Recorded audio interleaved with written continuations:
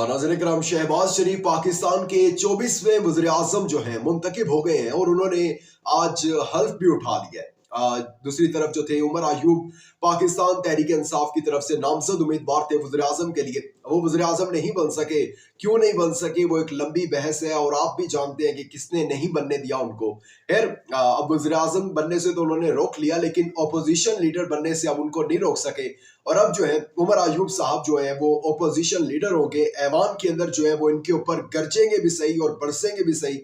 जिस तरीके से जो है अभी जिस दिन से कौमी असम्बली का इजलास शुरू हुआ है, उनकी तकरीर धुआंधार तकरीर, गला खराब है, लेकिन फिर भी जो है वो बोल रहे हैं, बात कर रहे हैं और बता रहे हैं कि उनके ऊपर क्या मजालिम जो है उनकी जमात पर, उनके लीडर पर जो है और इस मुल्क पर जो है वो उठाए गए। वज़ीर आज़म के लिए नाम आया, वो भी इमरान खान साहब ने दिया था, उमर अयूब का। और अब जो है वो ऑपोजिशन लीडर जो है वो भी नाम आया है इमरान खान साहब की तरफ से। कोई ये मुशावरत नहीं हुई बैरिस्टर गौहर या शेर अफजल मरवत की। पहले बातें चल रही थी कई इस तरह की कि शेर अफजल मरवत जो है वो शायद ऑपोजिशन लीडर बन जाए, और शेर अफजल मरवत को बनना भी चाहिए क्योंकि वो बड़ा अच्छा बोलते हैं और बड़े अच्छे तरीके से इनको डील करते हैं। लेकिन अब फिर एक जो है वो प्रोपेगेंडा बनाने की कोशिश की जा रही है कि शेर अफजल मरवत को जो है वो साइड पर करने की कोशिश की जा रही है क्योंकि उन्होंने बैरिस्टर गौहर के खिलाफ बयान दिया था। और इस तरह की भी कुछ खबरें आ रही हैं कि वो एस्टेब्लिशमेंट से मिले हुए हैं। लेकिन मैं आपको बता रहा हूँ कि इस तरह की कोई बात नहीं है। ये सिर्फ कयास राई है और सिर्फ जो है वो मनफी खबरें जो है ये लोग फैला रहे हैं। शेर अफजल मरवत हो, बैरिस्टर गौहर हो, या फिर बैरिस्टर अली जफर हो, ये सब के सब जो है ये इमरान खान साहब के कानूनी मामलात देखते हैं। ऐवान में आना इनका बड़ा लाजिम था, लेकिन दूसरी तरफ जो है अब इमरान खान के इतने ज्यादा केसेस हैं, या 200 केसेस जो है इमरान खान पर केसेस हैं, 200 से ज्यादा। तो उन सब चीजों को भी डील करना है, वो भी इमरान खान की कानूनी टीम ने करना है। और शेर अफजल मरवत जो है वो इसी का हिस्सा है। इससे पहले आपको याद होगा कि बैरिस्टर अली जफर ने जो है वो चेयरमैनशिप इसीलिए जो है लेने से इनकार किया था कि इमरान खान के कानूनी मामलात को हम लोग ज्यादा संजीदगी से देखना चाहते हैं। एक तरफ तो ये हुआ, दूसरी तरफ इंट्रा पार्टी इंतखाबात दोबारा करवा लिए। पाकिस्तान तहरीक इंसाफ ने बल्ला छिन गया, नुकसान हो गया इलेक्शन के अंदर। तकरीबन 80 से ज्यादा जो सीटें थी वो बल्ले की वजह से पाकिस्तान तहरीक इंसाफ की जो है वो रह गई। फिर करवाया तहरीक इंसाफ ने इंट्रा पार्टी इलेक्शन, लेकिन एक दफा फिर जो है ताकतवरों ने अकबर एस बाबर को लॉन्च कर दिया है और इंट्रा पार्टी इंतखाबात को कलअदम करार देने की दोबारा तैयारी कर ली गई है। उस हवाले से बात करते हैं। ओहदों की बंदरबाट या जरदारी साहब का लाइन में लग जाना, और फिर कप्तान ने जिस तरीके से कहा था कि अपने सिपाहियों को कि आपने इनको जो है वो कांटों की सेज से जो है गुजारने, इनको फूलों के बिस्तर पे नहीं सोने देना, इनको बताना है आपने कि ओपोजिशन फिर होती क्या। और कप्तान के सिपाही वही कर रहे हैं। उन्होंने कहा था नहीं चलने देंगे और नहीं चलने दे रहे। इस हवाले से डिटेल में बात करते हैं, लेकिन आगे बढ़ने से पहले चैनल को सब्सक्राइब करके शुक्रिया का मौका दीजिएगा। वीडियो को लाइक और शेयर लास्ट में कीजिएगा। नाज़रीन किराम, सबसे पहले बात कर लेते हैं मियां मोहम्मद शहबाज शरीफ की, जो कि पाकिस्तान के 24वें वज़ीर आज़म जो है मुंतखब हुए और आज हल्फ उठाया। वज़ीर आज़म हाउस भी पहुंचे, वहां मुसल्लह अफवाज की तरफ से उनको गार्ड ऑफ ऑनर भी पेश किया गया। बड़ी हैरानगी की बात है कि गार्ड ऑफ ऑनर उनको पेश किया जा रहा है जो अवाम के वोटों को चोरी करके आए हैं, अवाम के हक पर जो है वो डाका मार के आए हैं। जो 9 फरवरी वाले हैं उनको गार्ड ऑफ ऑनर पेश किया जा रहा है और कहा जा रहा है कि आइए बैठिए इस वज़ीर आज़म हाउस में और आकर जो है वो मुल्क को, जो मुल्क अब आखिरी दहाने पर है ना गिरने के, गिर तो चुका है ऑलरेडी 16 माह के अंदर, बस उसको एक और धक्का, गिरती हुई दीवार को एक और धक्का लगा दें और उसको बिल्कुल ही जो है वो गिरा दें। अब शहबाज शरीफ साहब जो है वो कुछ ही दिनों में जो है अनवारुल हक काकर से मुलाकात है और उसके बाद जितने भी उनके काम हैं, सरकारी काम, वो शुरू कर देंगे। ये सब तो चलता रहेगा, लेकिन दूसरी तरफ ओहदों की बंदरबाट भी जो है वो जारी हो चुकी है। इसाक डार जो है वो वजीर खजाना, मैंने आपको मेरे ख्याल से कोई 2 हफ्ते पहले ये खबर दे दी थी कि इसाक डार जो है वो दोबारा मुसल्लत होने जा रहे हैं पाकिस्तान पर। लेकिन कुछ खबरें आ रही थी कि पाकिस्तान पीपल्स पार्टी जो है वो राजी नहीं हो रही इसाक डार के नाम पर। वो कह रहे थे कि नहीं, वजीर खजाना आएगा तो हमारा आएगा। लेकिन अब जो है वो मान गए, पीपल्स पार्टी मान गई है कि ठीक है जी, इसाक डार को जो है वो आप ले आए, रजामंद हो गई है। और एक तरफ बिलावल साहब आज तकरीर कर रहे थे और कह रहे थे कि फॉर्म 45 वाला इशू है, मसला है, उसके ऊपर फुल स्टॉप लगाते हैं, जमहूरियत का राज होना चाहिए। लेकिन दूसरी तरफ जो है वो पीपल्स पार्टी सिर्फ और सिर्फ हुकूमत में रहने के लिए जो है वो रजामंदी पर रजामंदी जाहिर कर रही है।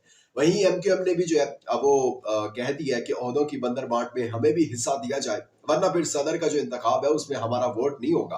और जरदारी साहब जो है वो ऑलरेडी इतने परेशान है क्योंकि इमरान खान ने स्ट्रोक ही ऐसा खेला है ना कि महमूद काला चकजई का नाम दे दिया, मौलाना साहब भी उस तरफ चले गए और आपस में जो है ये लड़ना शुरू कर दिया इन्होंने। खैर मांग लिया वजारतें, आईटी की वजारत और शिपिंग की वजारत, इस टाइप की वजारतें मांगी हैं कि मजे भी लें और नुकसान भी ना हो उनका। यानी कि कुछ वजारतें ऐसी होती हैं जो बिल्कुल आप उसको मेन स्ट्रीम मीडिया पर भी रोजाना सुन रहे होते हैं, वजारत खारजा कह लें, वजारत तजारत कह लें, फाइनेंस मिनिस्टर कह लें, इस तरह की वजारतें जो होती हैं ये हाईलाइट होती हैं, जबकि ये आईटी या शिपिंग की जो वजारतें होती हैं इतनी ज्यादा हाईलाइट नहीं होती, लेकिन इनको मजे वही वजीरों की तरह जो है इनको प्रोटोकॉल, पैसा, सब कुछ जो है, करप्शन, ये इजीली कर सकते हैं और हाईलाइट नहीं हो सकते हैं। जरदारी साहब भी जो है, मैंने इब्तिदाई में आपको बताया कि लाइन में लग गए हैं, आगे हैं लाइन के ऊपर कि जब उनको समझ आना शुरू हुई है कि ये एमक्यूएम अगर हाथ कर गई और फिर मखसूस नशिस्तें भी जो है वो पाकिस्तान तहरीक इंसाफ को मिल जाती हैं तो उनके लिए जो है वो मसला बन सकता है। इसलिए जो है खालिद मकबूल सदीकी से जरदारी साहब ने खुद राब्ते शुरू कर दिए हैं। खालिद मकबूल सदीकी जो है वो एमक्यूएम किया, लेकिन कितने मजे की बात है ना कि जो इनकी ऑडियो लीक हुई है उसके अंदर ये लोग मान रहे हैं कि जी ये जो पीपल्स पार्टी और नून लीग का जो मैंडेट था ये 60% चोरी का था और जो एमक्यूएम का था ये 100% चोरी का था। यानी अब वो 60% वाले और 100% चोरी करने वाले वोट अब आपस में जो है वो मिलने जा रहे हैं। अब बात कर लेते हैं पाकिस्तान तहरीक इंसाफ के इंट्रा पार्टी इंतखाबात। मैं समझता हूँ कि शायद पाकिस्तान की तारीख में इतने जो है वो इस तरीके से शायद कभी पाकिस्तान की तारीख में कोई शफाफ थोड़े से इलेक्शन हुए हों, लेकिन इंट्रा पार्टी इंतखाबात जिस तरह पाकिस्तान तहरीक इंसाफ ने करवाए, इस तरीके के इंतखाबात अगर पाकिस्तान में इस तर्ज के होने लग जाए तो आप यकीन जाने जमहूरियत राज करेगी, मुल्क तरक्की करेगा और अवाम का जो पसंदीदा नुमाइंदा है वो ऐवानों में आकर बैठेगा। जिस तरीके से आप अभी भी जाकर चेक कर लें, पाकिस्तान तहरीक इंसाफ की वेबसाइट पर insaf.pk पर जाएं और देखें, वहां पर इंट्रा पार्टी इंतखाबात से जो पहले है वो दरख्वास्तें मतलूब उन्होंने की कि भाई अगर कोई एलिजिबल है तो आए चेयरमैनशिप के लिए, सेक्रेटरी जनरल के लिए, सदर के लिए, जिस चीज के लिए आप जो है अगर आप समझते हैं आप एलिजिबल है तो आए। लेकिन दरख्वास्तें मसूल भी हुई, 4-5 दरख्वास्तें मसूल हुई चेयरमैनशिप के लिए, उनको देखा गया, स्क्रूटनी की गई, मुस्तरद किया गया, मंजूर किया गया, कुछ ने अपने कागजात वापस लिए और बड़े अच्छे तरीके से जो है एक मुनज़्ज़म तरीके से इंट्रा पार्टी इंतखाबात हुए और उसके अंदर बैरिस्टर गौहर दोबारा मुंतखब भी हो गए। लेकिन अब जो है दोबारा जिस तरीके से अकबर एस बाबर को लॉन्च करवाया गया था, एक दफा फिर लॉन्च करवा दिया गया अकबर एस बाबर को, और अकबर एस बाबर ने जो है वो ऐलान भी कर दिया अभी से कि मैं इस इंट्रा पार्टी इंतखाबात को जो है वो चैलेंज करवाने जा रहा हूँ। और काफी बातें की उन्होंने इसके अंदर के अंधेर नगरी है और ये 8.5 लाख पीटीआई मेंबरान में से सिर्फ 940 मेंबरान ने वोट डाला। और आप देखेंगे कि जो है इन पाकिस्तान तहरीक इंसाफ के इन इंट्रा पार्टी इंतखाबात को भी जो है वो कलअदम करार दे दिया जाएगा कुछ भी ऑब्जेक्शन लगाकर, क्योंकि एक दफा फिर लॉन्च कर दिया कि उनको लग रहा था ना उन्हें कि अब तो ये पूरी तैयारी के साथ आए हैं, अब जाएंगे अदालत तो काजी साहब किस मुंह से जो है वो बल्ला छीनेंगे।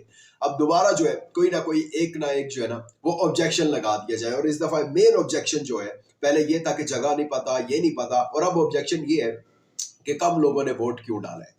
वहीं तहरीक इंसाफ जो है वो छाई हुई है ऐवान के अंदर, नहीं बोलने दे रही। बैरिस्टर गौहर ने बड़ा बयान अच्छा दिया, आज भी कायम है, कह रहे हैं कि साइफर एक जो था वो हमारी हुकूमत गिराने का सबब था, ट्रायल किया जाए उसका।